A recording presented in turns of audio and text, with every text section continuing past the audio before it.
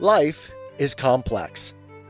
Join us for the simple gifts of wisdom, love, and delight in the written word. Paradise Lost by John Milton, Book 12, lines 1 through 269. As one who in his journey baits at noon, though bent on speed, so here the archangel paused betwixt the world destroyed and the world restored. If Adam aught perhaps might interpose.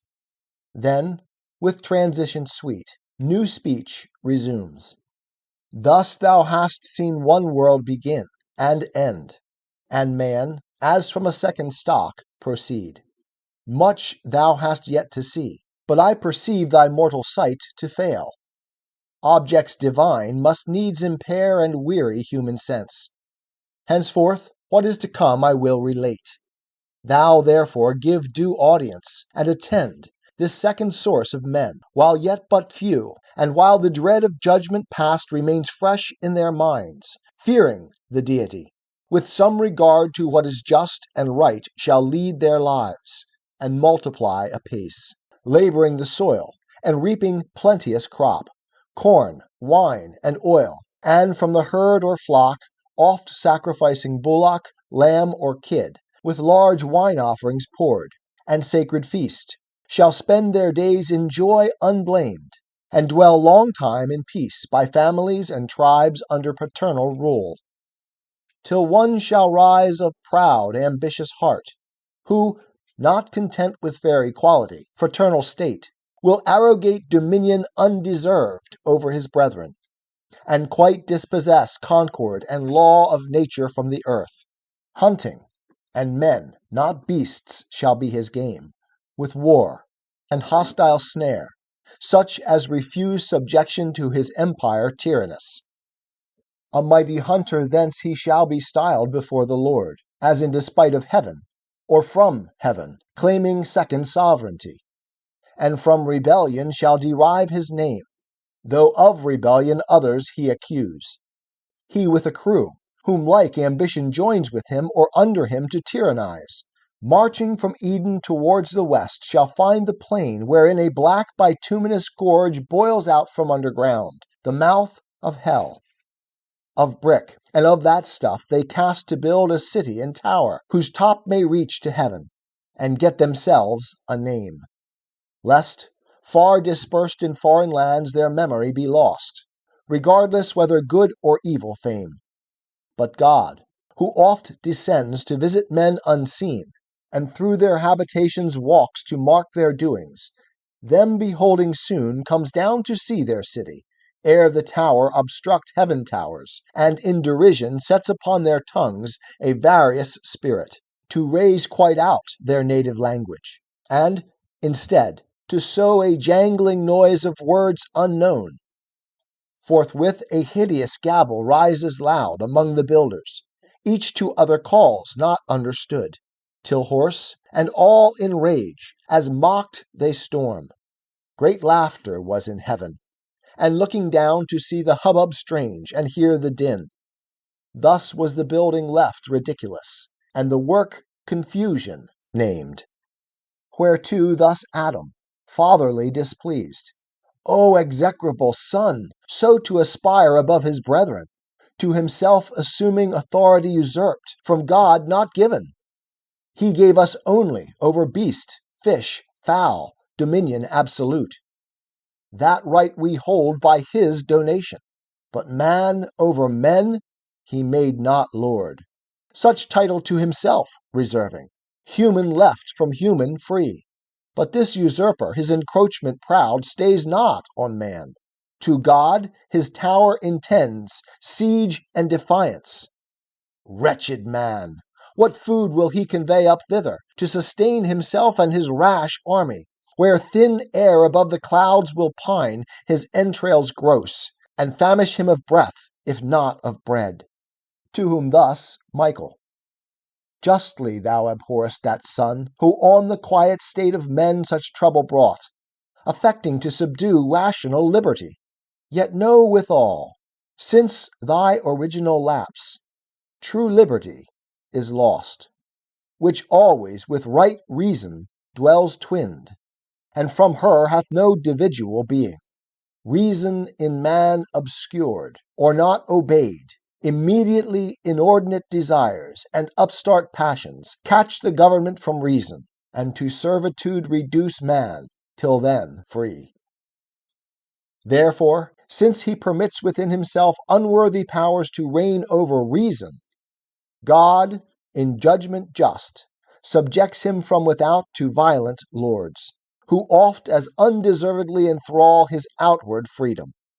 Tyranny must be, though to the tyrant thereby no excuse. Yet sometimes nations will decline so low from virtue, which is reason, that no wrong but justice, and some fatal curse annexed, deprives them of their outward liberty, their inward lost. Witness the irreverent son of him who built the ark, who, for the shame done to his father, heard this heavy curse, servant of servants, on his vicious race. Thus will this latter, as the former would, still tend from bad to worse, till God at last, wearied with their iniquities, withdraw his presence from among them, and avert his holy eyes, resolving from thenceforth to leave them to their own polluted ways, and one peculiar nation to select from all the rest, of whom to be invoked, a nation from one faithful man to spring, him on this side Euphrates yet residing, bred up in idol worship.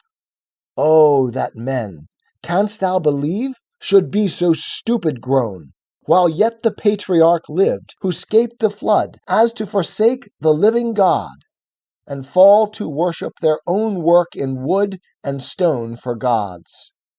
Yet him God the Most High vouchsafes to call, by vision, from his father's house, his kindred and false gods, into a land which he will show him, and from him will raise a mighty nation, and upon him shower his benediction so, that in his seed all nations shall be blessed. He straight obeys, not knowing to what land, yet firm believes. I see him, but thou canst not. With what faith he leaves his gods, his friends, and native soil, of Chaldea, passing now the ford to Haran, after him a cumbrous train of herds and flocks and numerous servitude, not wandering poor, but trusting all his wealth with God who called him in a land unknown. Canaan he now attains. I see his tents pitched about Shechem, and the neighboring plain of Moreh. There by promise he receives gift to his progeny of all that land, from Hamath northward to the desert south, things by their names I call, though yet unnamed. From Hermon east to the great western sea, Mount Hermon, yonder sea. Each place behold in prospect as I point them. On the shore Mount Carmel. Here the double-founted stream, Jordan, true limit eastward. But his sons shall dwell to Senir, that long ridge of hills. This ponder, that all nations of the earth shall in his seed be blessed. By that seed is meant thy great deliverer, who shall bruise the serpent's head, whereof to thee anon plainlier shall be revealed. This patriarch blessed, whom faithful Abraham due time shall call, a son, and of his son a grandchild leaves, like him in faith, in wisdom, and renown. The grandchild, with 12 sons increased, departs from Canaan to a land hereafter called Egypt, divided by the river Nile. See where it flows, disgorging at 7 mouths into the sea. To sojourn into that land he comes, invited by a younger son in time of dearth, a son whose worthy deeds raise him to be the second in that realm of Pharaoh. There he dies, and leaves his race growing into a nation, and now grown suspected to a sequent king, who seeks to stop their overgrowth, as inmate guests too numerous, whence of guests he makes them slaves inhospitably, and kills their infant males, till by 2 brethren, these 2 brethren call Moses and Aaron, sent from God to claim his people from enthrallment, they return, with glory and spoil, back to their promised land. But first, the lawless tyrant, who denies to know their God, or message to regard, must be compelled by signs and judgments dire. To blood unshed the rivers must be turned. Frogs, lice, and flies must all his palace fill with loathed intrusion, and fill all the land. His cattle must of rot and murrain die. Botches and blains must all his flesh emboss, and all his people. Thunder mixed with hail mixed with fire, must rend the Egyptian sky, and wheel on the earth, devouring where it rolls. What it devours not, herb or fruit or grain, a darksome cloud of locusts swarming down must eat, and on the ground leave nothing green. Darkness must overshadow all his bounds, palpable darkness, and blot out 3 days. Last, with one midnight stroke, all the firstborn of Egypt must lie dead. Thus with 10 wounds the river dragon tamed at length submits to let his sojourners depart, and oft humbles his stubborn heart. But still, as ice more hardened after thaw, till, in his rage pursuing whom he late dismissed, the sea swallows him with his host. But them lets pass, as on dry land, between 2 crystal walls, awed by the rod of Moses so to stand divided, till his rescued gain their shore. Such wondrous power God to his saints will lend, though present in his angel, who shall go before them in a cloud and pillar of fire. By day a cloud, by night a pillar of fire, to guide them in their journey, and remove behind them, while the obdurate king pursues. All night he will pursue, but his approach darkness defends between, till morning watch. Then through the fiery pillar and the cloud, God looking forth will trouble all his host, and craze their chariot wheels, when by command Moses once more his potent rod extends over the sea. The sea his rod obeys. On their embattled ranks the waves return, and overwhelm their war. The race elect, safe toward Canaan from the shore advance, through the wild desert. Not the readiest way, lest, entering on the Canaanite alarmed, war terrify them inexpert, and fear return them back to Egypt, choosing rather inglorious life with servitude.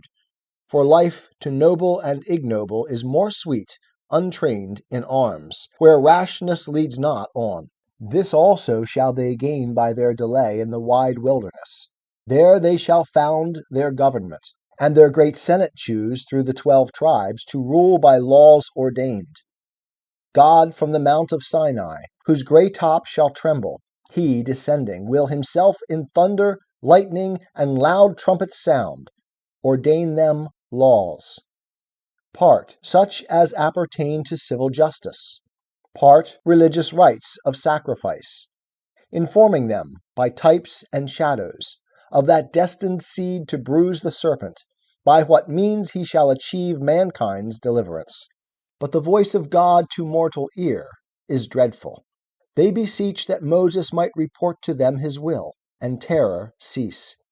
He grants what they besought, instructed that to God is no access without mediator, whose high office now Moses in figure bears, to introduce one greater, of whose day he shall foretell. And all the prophets in their age the times of great Messiah shall sing. Thus laws and rights established, such delight hath God in men obedient to his will, that he vouchsafes among them to set up his tabernacle, the Holy One with mortal men to dwell. By his precept a sanctuary is framed of cedar, overlaid with gold. Therein an ark, and in the ark his testimony, the records of his covenant. Over these a mercy seat of gold, between the wings of 2 bright cherubim. Before him burn 7 lamps, as in a zodiac representing the heavenly fires. Over the tent a cloud shall rest by day, a fiery gleam by night, save when they journey, and at length they come, conducted by his angel, to the land promised to Abraham and his seed. The rest were long to tell, how many battles fought, how many kings destroyed, and kingdoms won. or how the sun shall in mid-heaven stand still a day entire, and night's due course adjourn, man's voice commanding, Sun, in Gibeon stand, and thou moon in the vale of Ajalon, till Israel overcome. So call the third from Abraham, son of Isaac, and from him his whole descent, who thus shall Canaan win. 'Tis the gift to be simple, 'tis the gift to be free, 'tis the gift to come down where we ought to be. And when we find ourselves in the place just right, 'twill be in the valley of love and delight. When true simplicity is gained, to bow and to bend, we will not be ashamed. To turn will be our delight, till by turning, we come round right.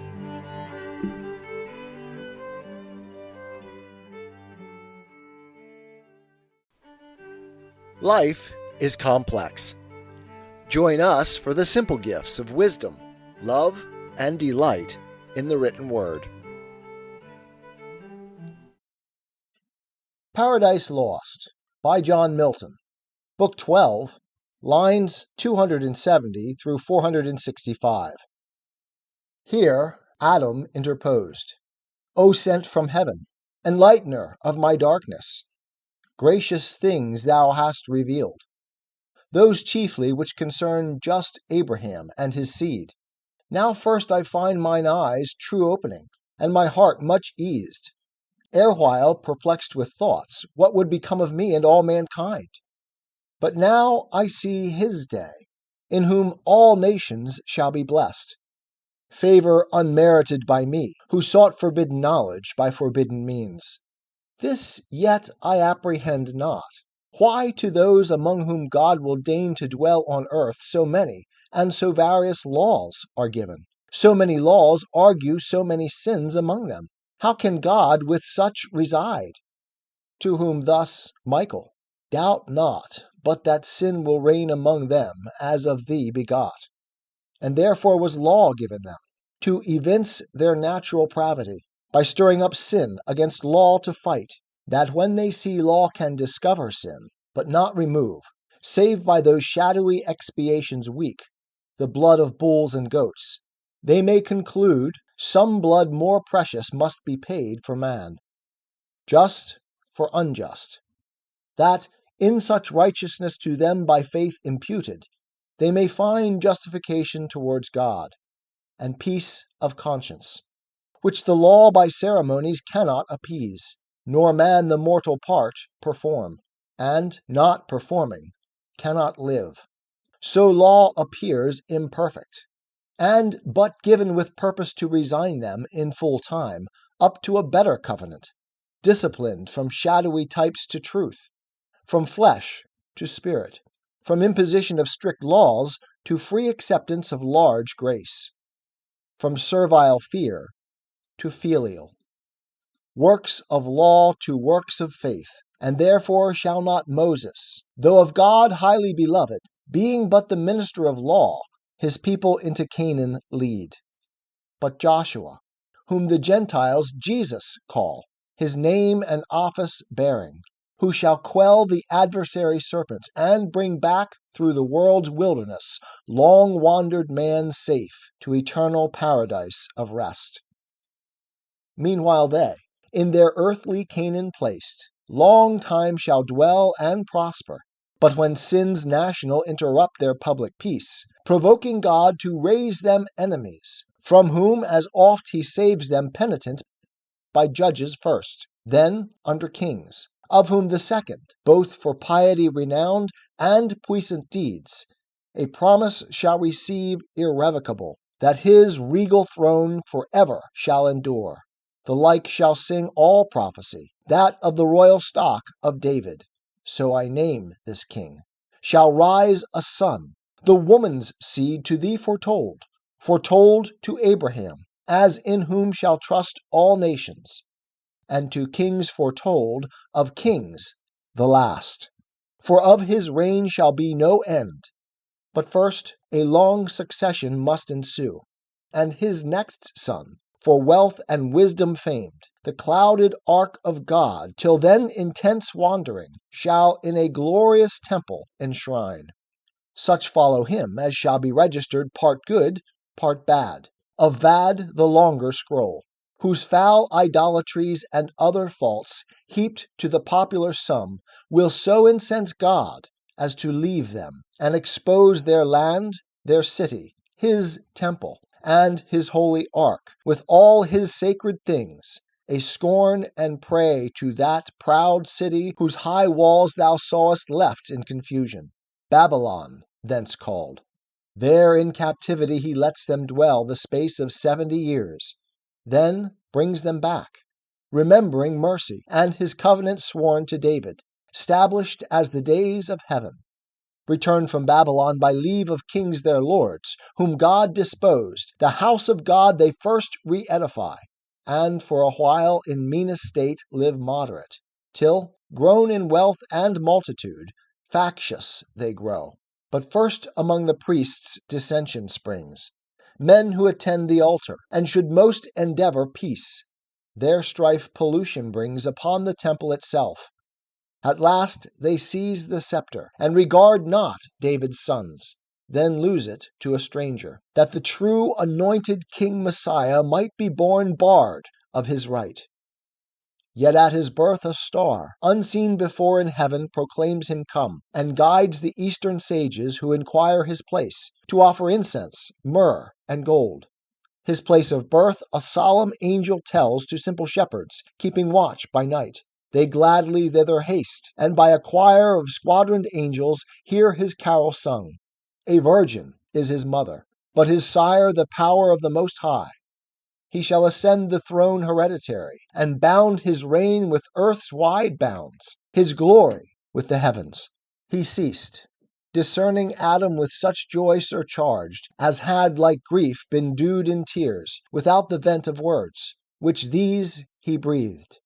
O prophet of glad tidings, finisher of utmost hope, now clear I understand what oft my steadiest thoughts have searched in vain. Why our great expectation should be called the seed of woman. Virgin Mother, hail, high in the love of heaven, yet from my loins thou shalt proceed, and from thy womb the Son of God Most High. So God with man unites. Needs must the serpent now his capital bruise expect with mortal pain. Say where and when their fight, what stroke shall bruise the victor's heel? To whom thus Michael, dream not of their fight, as of a duel on the local wounds of head or heel. Not, therefore, joins the Son manhood to Godhead, with more strength to foil thy enemy. Nor so is overcome Satan, whose fall from heaven, a deadlier bruise, disabled, not to give thee thy death's wound, which he who comes thy Saviour shall recur, not by destroying Satan, but his works in thee and in thy seed. Nor can this be, but by fulfilling that which thou didst want, obedience to the law of God, imposed on penalty of death, and suffering death, the penalty to thy transgression due, and due to theirs which out of thine will grow. So only can high justice rest apaid. The law of God exact he shall fulfill both by obedience and by love, though love alone fulfill the law.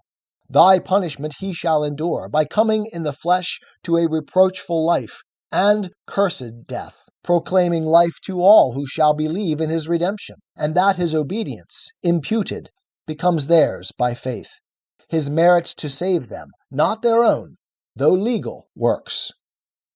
For this he shall live hated, be blasphemed, seized on by force, judged, and to death condemned, a shameful and accursed, nailed to the cross by his own nation, slain for bringing life. But to the cross he nails thy enemies, the law that is against thee, and the sins of all mankind with him there crucified, never to hurt them more, who rightly trust in this his satisfaction. So he dies, but soon revives. Death over him no power shall long usurp. Ere the third dawning light return, the stars of morn shall see him rise out of his grave, fresh as the dawning light, thy ransom paid, which man from death redeems, his death for man. As many as offered life neglect not, and the benefit embraced by faith, not void of works. This godlike act annuls thy doom, the death thou shouldest have died, in sin forever lost from life.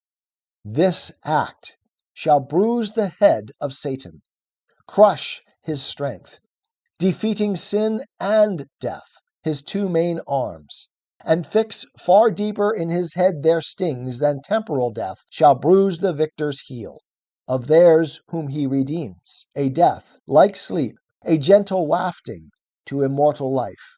Nor after resurrection shall he stay longer on earth than certain times to appear to his disciples, men who in his life still followed him. To them shall leave in charge to teach all nations what of him they learned, and his salvation. Them who shall believe, baptizing in the profluent stream, the sign of washing them from guilt of sin to life pure, and in mind prepared, if so befall, for death like that which the Redeemer died.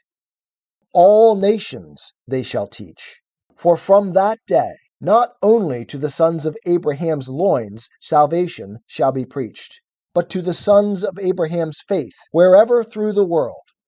So in his seed all nations shall be blessed. Then to the heaven of heavens he shall ascend with victory, triumphing through the air over his foes and thine. There shall surprise the serpent, prince of air, and drag in chains through all his realm, and there confounded leave. Then enter into glory, and resume his seat at God's right hand, exalted high above all names in heaven. And thence shall come, when this world's dissolution shall be ripe, with glory and power to judge both quick and dead, to judge the unfaithful dead, but to reward his faithful, and receive them into bliss, whether in heaven or earth. For then the earth shall all be paradise, far happier place than this of Eden, and far happier days. 'Tis the gift to be simple. 'Tis the gift to be free. 'Tis the gift to come down where we ought to be. And when we find ourselves in the place just right, 'twill be in the valley of love and delight. When true simplicity is gained, to bow and to bend, we will not be ashamed. To turn will be our delight, till by turning, we come round right.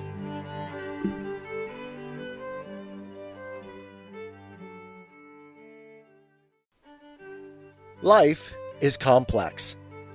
Join us for the simple gifts of wisdom, love, and delight in the written word.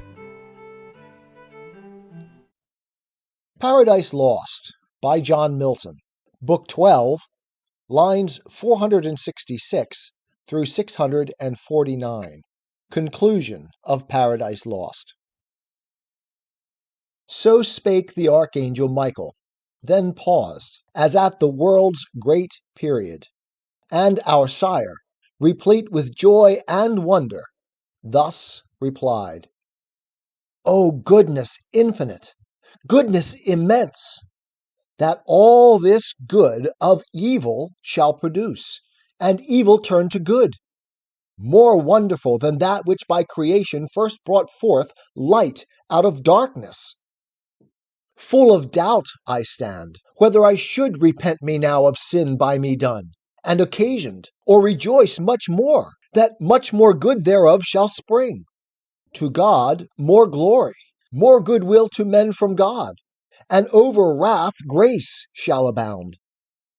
But say, if our deliverer up to heaven must reascend, what will betide the few his faithful, left among the unfaithful herd, the enemies of truth? Who then shall guide his people, who defend? Will they not deal worse with his followers than with him they dealt? Be sure they will, said the angel. But from heaven he to his own a comforter will send, the promise of the Father, who shall dwell his Spirit within them, and the law of faith, working through love, upon their hearts shall write, to guide them in all truth. And also arm with spiritual armor, able to resist Satan's assaults and quench his fiery darts. What man can do against them? Not afraid, though to the death. Against such cruelties with inward consolations recompensed, and oft supported so as shall amaze their proudest persecutors. For the Spirit, poured first on his apostles, whom he sends to evangelize the nations, then on all baptized, shall them with wondrous gifts endue to speak all tongues, and do all miracles, as did their Lord before them. Thus they win great numbers of each nation to receive with joy the tidings brought from heaven. At length their ministry performed, and race well run, their doctrine and their story written left, they die. But in their room, as they forewarn, wolves shall succeed for teachers, grievous wolves, who all the sacred mysteries of heaven to their own vile advantages shall turn of lucre and ambition, and the truth with superstitions and traditions taint, left only in those written records pure, though not but by the Spirit understood. Then shall they seek to avail themselves of names, places, and titles, and with these to join secular power, though feigning still to act by spiritual, to themselves appropriating the Spirit of God, promised alike and given to all believers. And from that pretense, spiritual laws by carnal power shall force on every conscience, laws which none of them shall find left them enrolled, or what the Spirit within shall on the heart engrave. What will they then but force the Spirit of grace itself, and bind his consort liberty? What but unbuild his living temples, built by faith to stand, their own faith, not another's?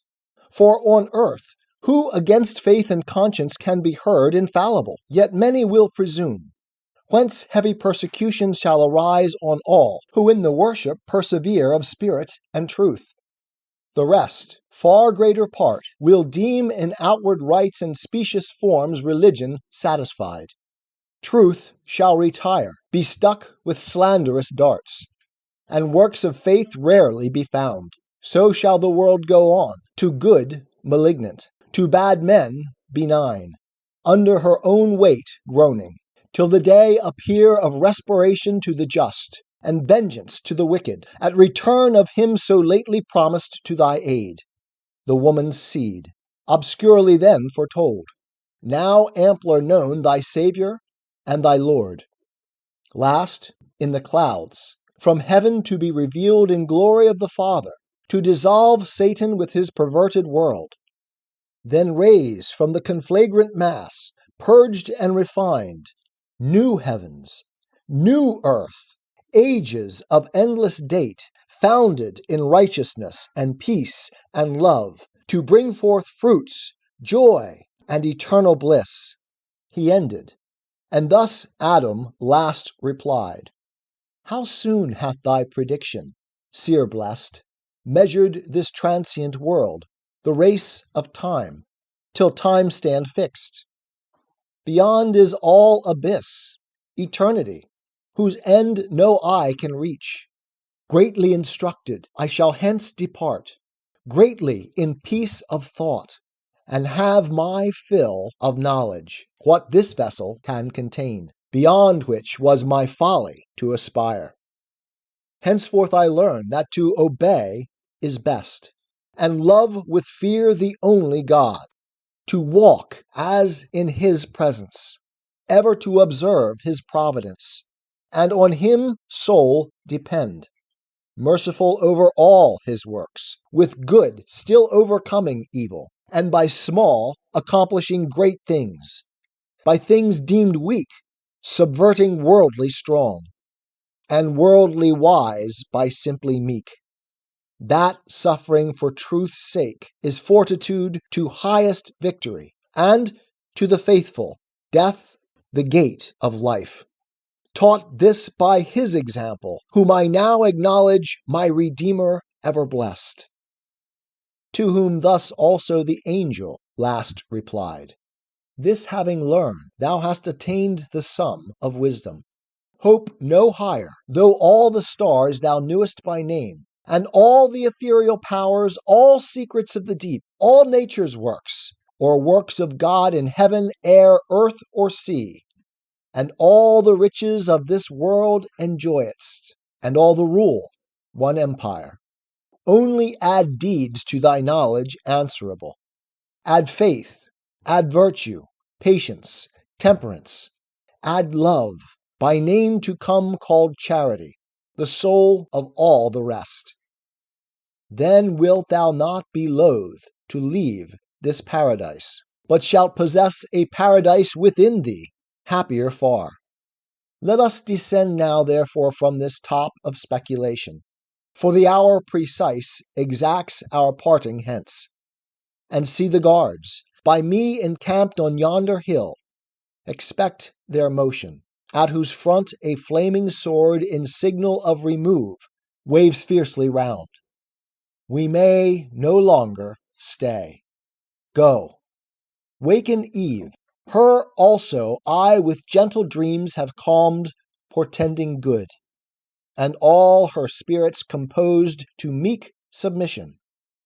Thou, at season fit, let her with thee partake what thou hast heard, chiefly what may concern her faith to know, the great deliverance by her seed to come, for by the woman's seed, on all mankind, that ye may live, which will be many days, both in one faith unanimous, though sad, with cause for evils past, yet much more cheered with meditation on the happy end.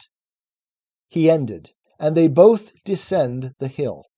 Descended Adam to the bower, where Eve lay sleeping, ran before, but found her waked, and thus with words not sad, she him received. Whence thou returnest, and whither wentest, I know, for God is also in sleep, and dreams advise, which he hath sent propitious, some great good presaging, since with sorrow and heart's distress wearied I fell asleep. But now lead on. In me is no delay. With thee to go is to stay here. Without thee here to stay is to go hence unwilling. Thou to me art all things under heaven. All places thou, who for my wilful crime art banished hence. This further consolation yet secure I carry hence, though all by me is lost. Such favor I unworthy am vouchsafed. By me the promised seed shall all restore. So spake our mother Eve, and Adam heard well pleased, but answered not. For now too nigh the archangels stood, and from the other hill to their fixed station, all in bright array the cherubim descended, on the ground gliding meteorous, as evening mist risen from a river o'er the marsh glides, and gathers ground fast at the laborer's heel, homeward returning. High in front advanced, the brandished sword of God before them blazed, fierce as a comet, which with torrid heat and vapor, as the Libyan air adust, began to parch that temperate clime. Whereat, in either hand the hastening angel caught our lingering parents, and to the eastern gate led them direct, and down the cliff as fast to the subjected plain, then disappeared. They, looking back, all the eastern side beheld of paradise, so late their happy seat. Waved over by that flaming brand, the gate with dreadful faces thronged and fiery arms. Some natural tears they dropped, but wiped them soon. The world was all before them, where to choose their place of rest, and Providence their guide. They, hand in hand, with wandering steps and slow, through Eden took their solitary way. End. 'Tis the gift to be simple. 'Tis the gift to be free. 'Tis the gift to come down where we ought to be. And when we find ourselves in the place just right, 'twill be in the valley of love and delight. When true simplicity is gained, to bow and to bend, we will not be ashamed. To turn will be our delight, till by turning, we come round right.